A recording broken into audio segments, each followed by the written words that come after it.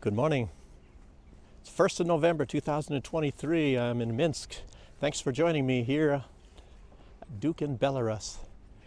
And I'm getting kind of pressed for time, so I'm going to be doing videos a little bit differently now. Probably, obviously a little bit less. Oh, I was going to show you a cat, but looks like he ran. I was here. It's kind of a storage building for people and have apartments. Look at this old place here. Ours actually looks better than this. Well, down here it looks just pretty good. There was a cat up there, probably living in this place here. Probably somebody donated and left their door open for cats to live in there. It looks like they have a little block there, so when they have kittens, they can't get out. I don't know if you can see that board up there, down below. Probably to keep the kitties, little babies, from getting out. I don't know. Well, people do care about animals here. But that's not what I'm going to be talking about today. Like I said, things might be changing a lot because I'm running out of time. I'm having a lot of things I have to do a lot. But let me talk about today a lot about Trump, Donald Trump, and very disappointing news. But before I talk about Donald Trump, talk about another person who's a politician, but not really politician, George Galloway. George Galloway, he made a video, a monologue from his show, Moat, Mother of All Talk Shows, and he was talking about Hamas and Israel and what's going on there. Very, very, very good one.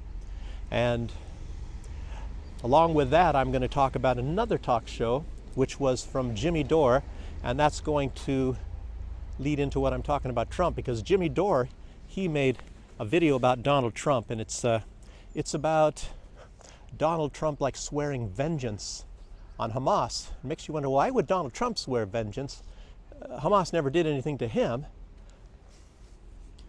But I guess what's not mentioned, I didn't see the entire video from Jimmy Dore, by the way. I only saw half of it, but that was very good, and I just don't have the time anymore.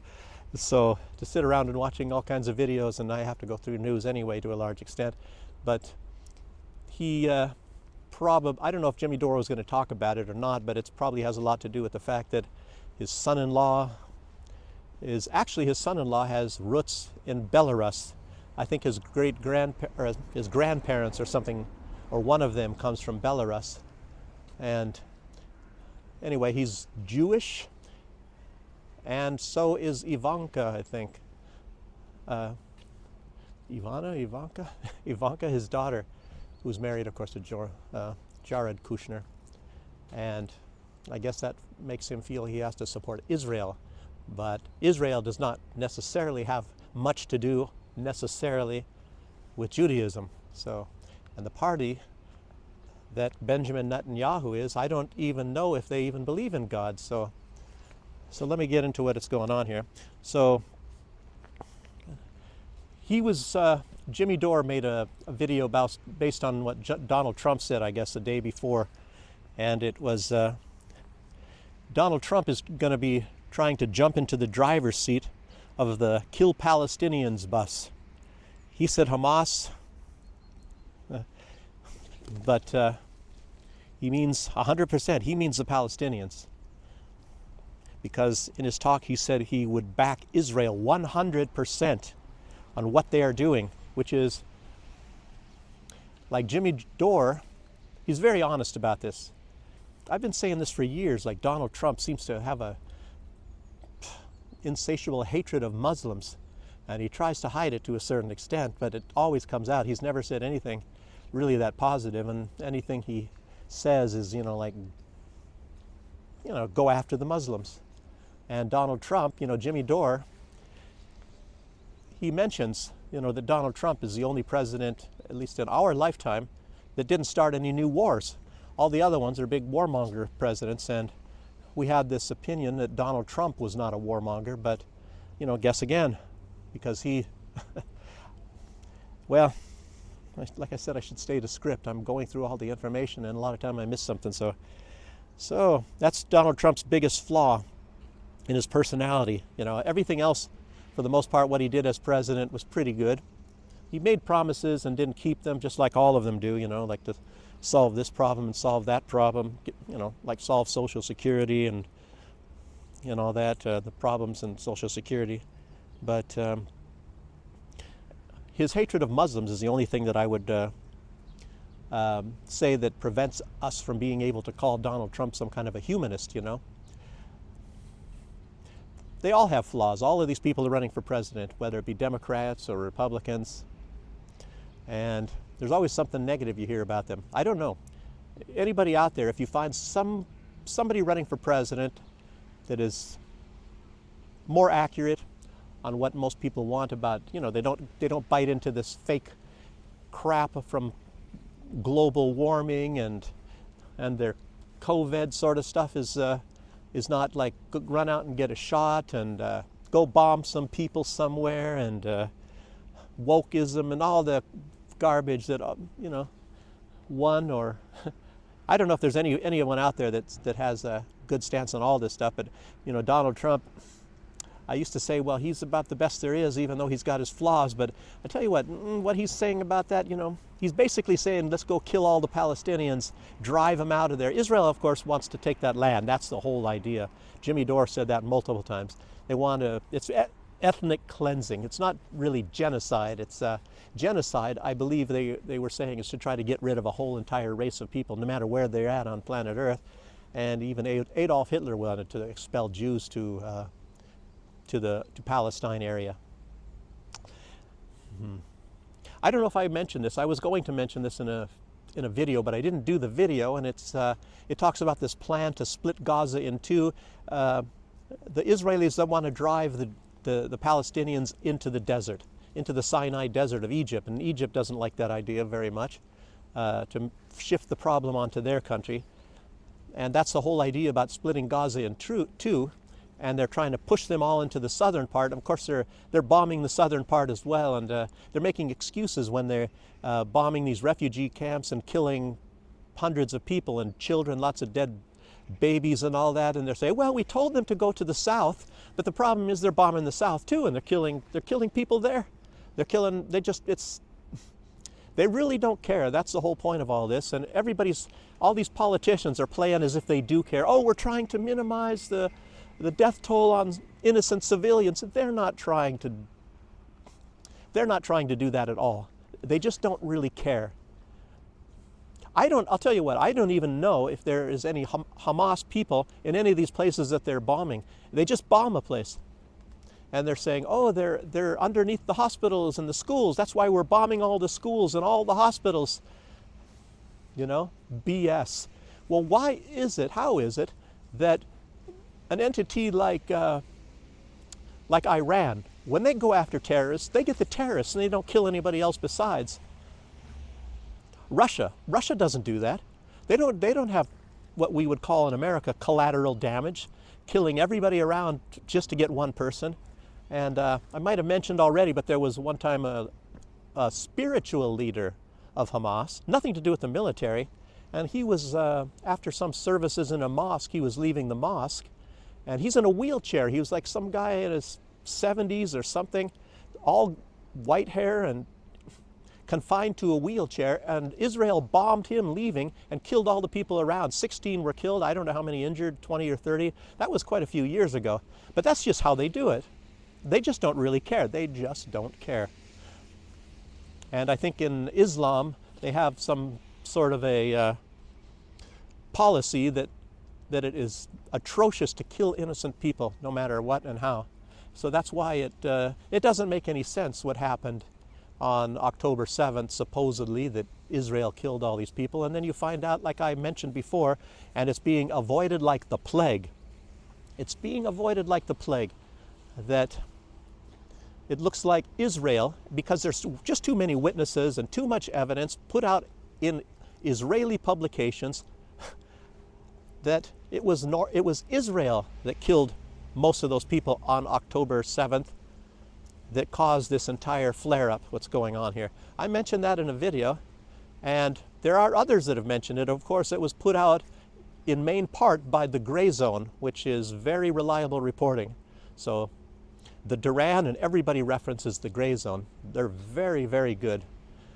And there's just too much evidence, like I say, but it's being avoided like the plague, so that's why you don't really hear anything else about it. I'll mention that, and I'm very grateful to a lot of you out there that have complimented me, at least on saying that. It was normally John Mark Dugan that is reporting a lot of things that nobody else wants to report. Sometimes it's just too unappetizing or just too sad to hear. So most people, they don't want to talk about things that are very, very bad like that. Very, like what's happening to children all over. But at least they're reporting to a large extent on what's happening to children in Gaza, and it's just to let you know, the cruel things that are going on. So, like I said, I went off script here again.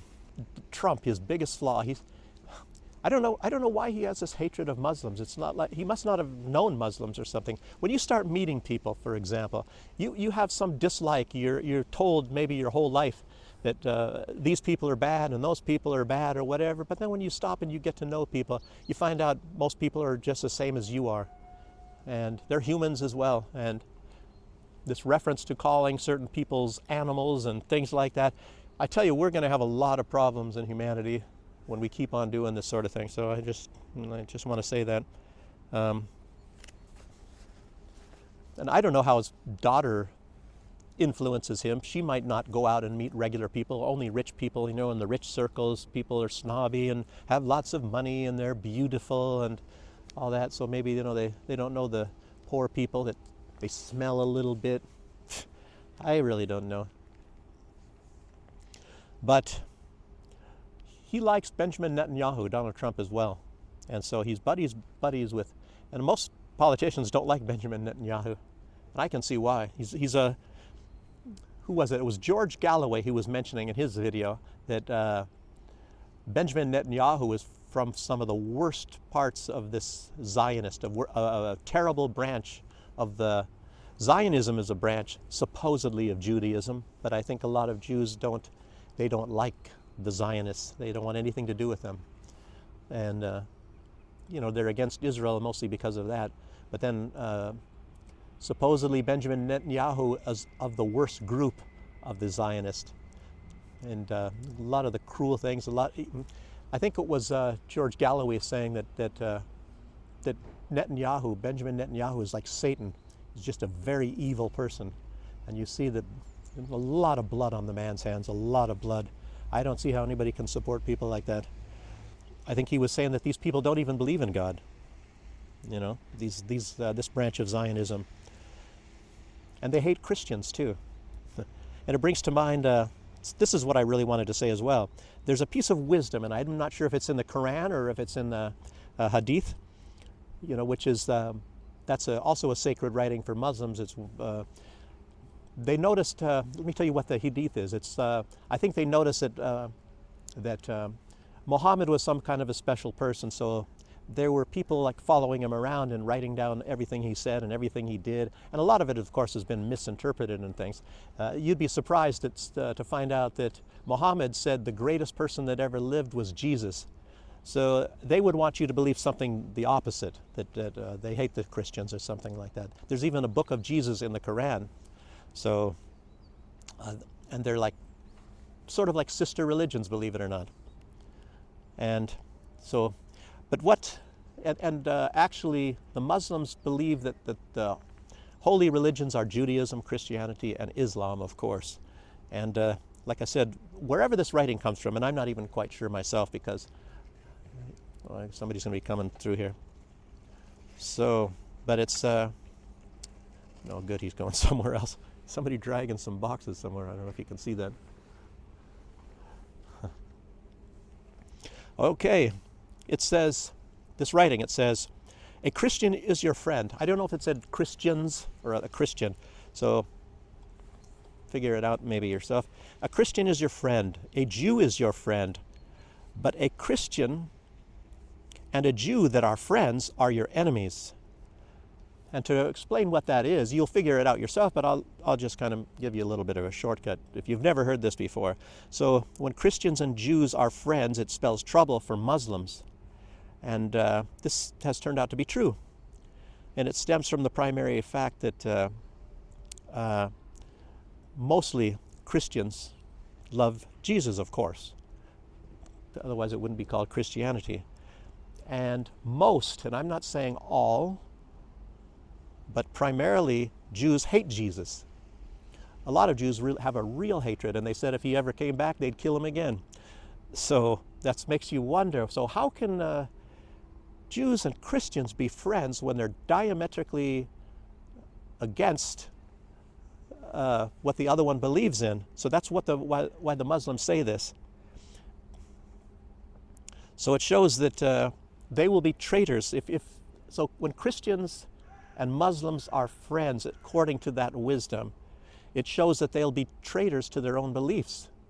So, and it does tell you something. Now, I'll tell you what, you can be a Christian and have a sort of a relationship, a friendly relationship with, say, a Jew or something, and it wouldn't be, I don't think it would be wrong. And you can be the other way around. You can be a Jew and have a friendly relationship with a Christian. And some people say there are Jews that believe in Jesus. So if that's the case, I guess, I don't know, maybe they're really not Jews then. I don't know. Maybe other Jews don't like those Jews.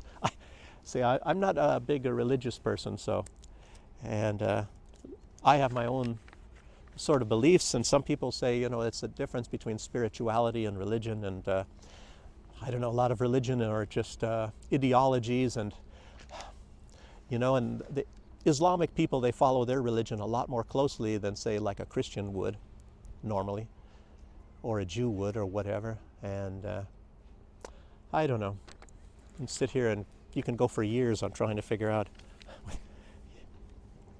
what all that stuff, these religions stand for, and what maybe if you think real hard, maybe you really don't stand for some of those things. A lot of time people will ignore it. See these horror movies, a lot of time they use quotes out of the Bible to justify mass murders and things like that, at least in the movies, and they get quotes from the Bible that's like whoa, I don't know. Jimmy Dore was just surprised that Donald Trump sounds a lot more like Lindsey Graham now.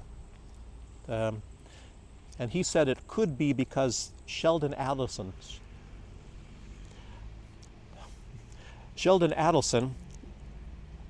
he's a big supporter of Israel, and apparently he's a big donor, at least this time around maybe, of Donald Trump. So you have to please your donors. And what's very important to know about this is that this is what you call fascism. Like I was saying, I say this in a lot of videos, and I have to keep saying this, but the original definition of fascism is the marriage of corporate money to government power.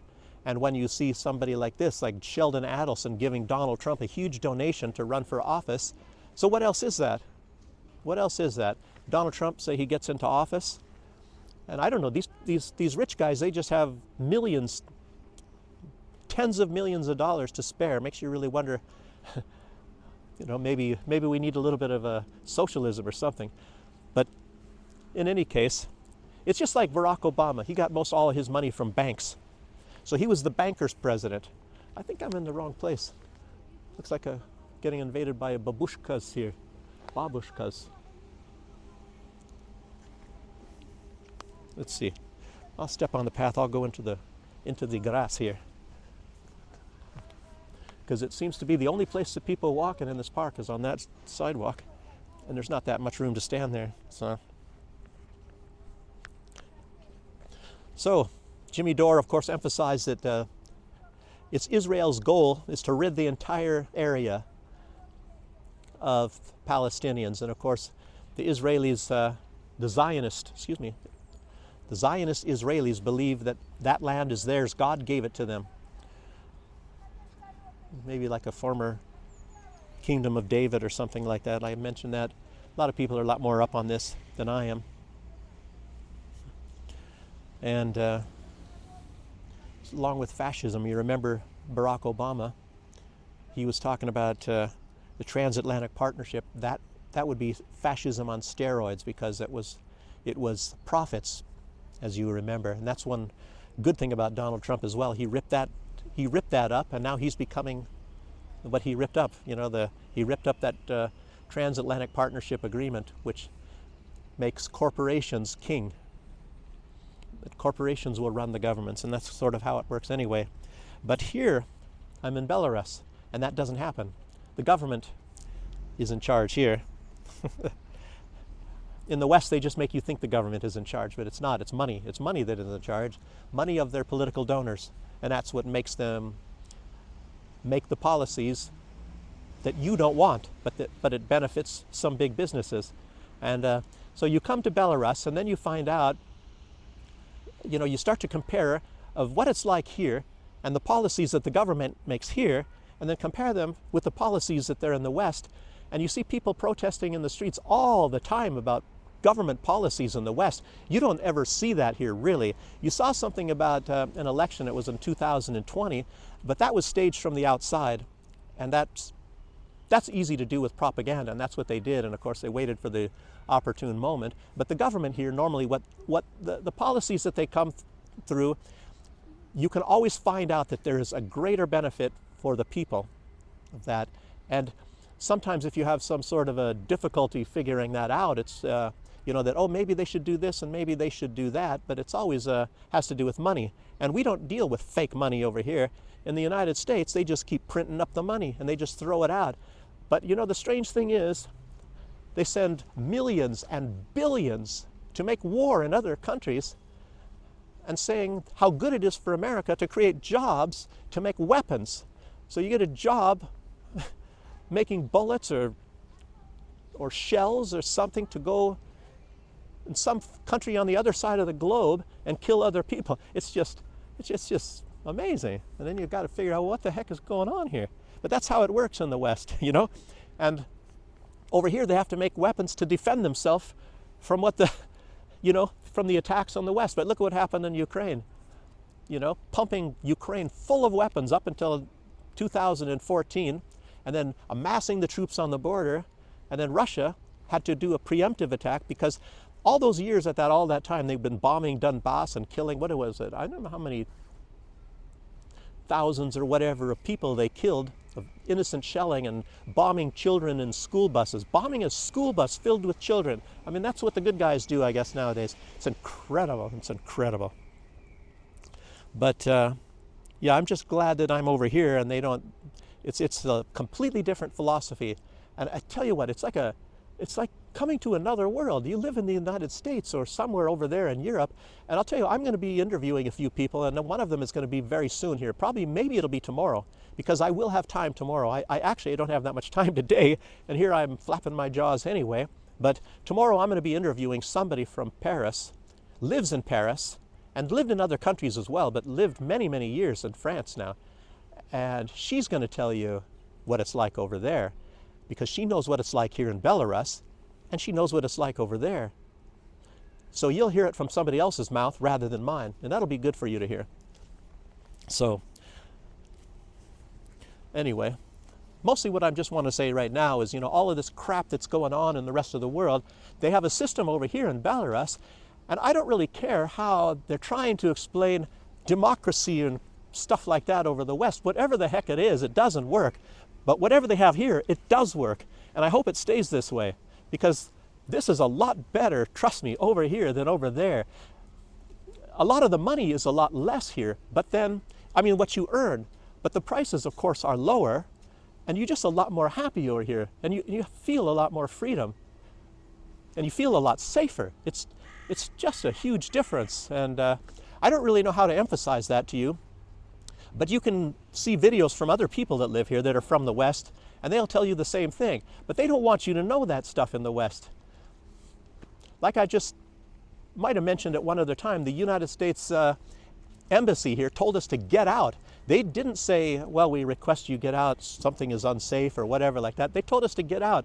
And then I believe it has something to do with safety, and nobody can understand what they're talking about. This has got the lowest crime rate in all of Europe, and they don't have LGBT, so they're not going to attack me for what I believe like other people in other places do. So, I don't know. But see, we don't have any big oligarchs here that run the government, that pay huge amounts of money for political campaigns.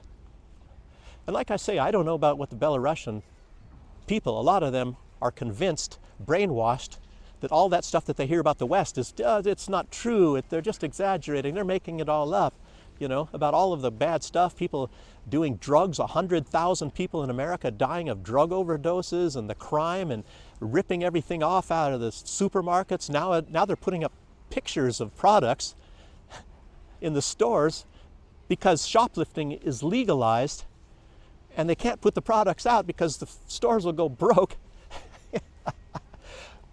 Well, anyway, you guys all know what I'm talking about if you're in the West. Some of you people in Belarus, well, maybe you can get a shock, and I hope you're going to be shocked when we start doing these broadcasts from the new channel that's going to be called From the Other Side. Unfortunately, there probably won't be very much of it on YouTube. Maybe just a teaser video or something like that. We'll be broadcast on Rumble and probably also on RuTube, on the Russian version of YouTube.